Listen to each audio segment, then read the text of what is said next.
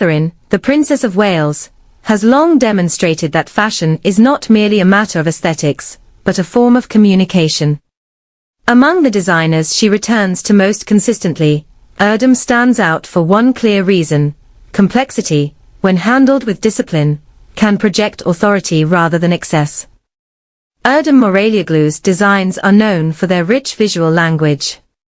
Founded in London in 2005 by the Canadian-born designer, the brand has built its identity on elaborate florals, layered textures, and silhouettes inspired by historical dress. These are not garments designed to fade into the background. And yet, Catherine's repeated choice of Erdem shows how ornate fashion can be recalibrated to suit the demands of modern royal life. What defines her Erdem wardrobe is restraint within detail. The dresses and coats she favors often feature dense patterns, botanical prints, structured plaids, or painterly florals, but they are anchored by conservative tailoring. High necklines, midi lengths, and long sleeves ensure that visual interest comes from craftsmanship rather than spectacle. Florals, in particular, have become a recurring motif. Unlike the soft, romantic interpretations often associated with floral fashion, Catherine's Erdem pieces frequently use darker, or muted palettes.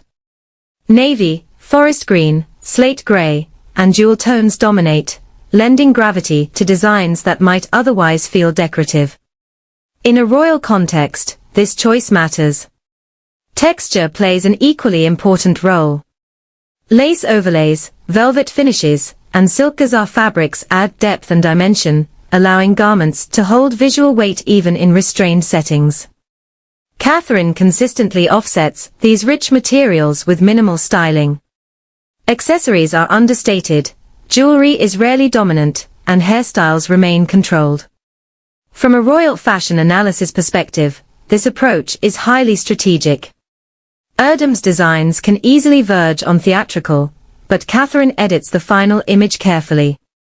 Her choices ensure that the garments photograph well, read clearly from a distance, and avoid the risk of appearing costume-like.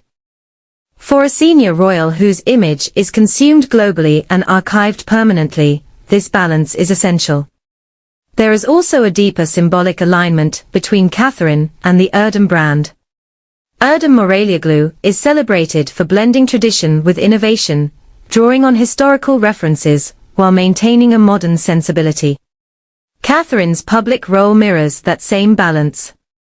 She represents continuity, stability, and cultural diplomacy rather than disruption. Her use of Erdem reinforces this narrative visually, without the need for explicit messaging.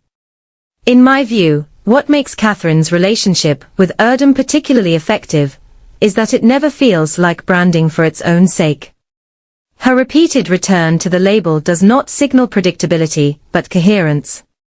It reflects a broader pattern in her wardrobe, an emphasis on craftsmanship, longevity, and storytelling through clothing. In an era dominated by fast fashion and trend-driven consumption, this matters.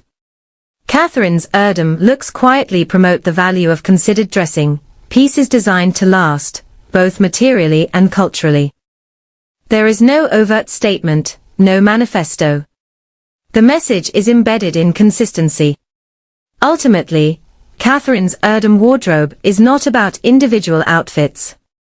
It is about how a future queen uses fashion as a steady, visual language, one that communicates taste, authority, and cultural awareness. Through complexity handled with discipline, she demonstrates that elegance, when thoughtfully constructed, remains one of the most powerful tools in royal public life.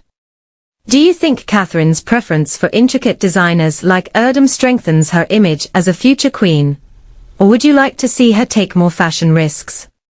Let us know in the comments below.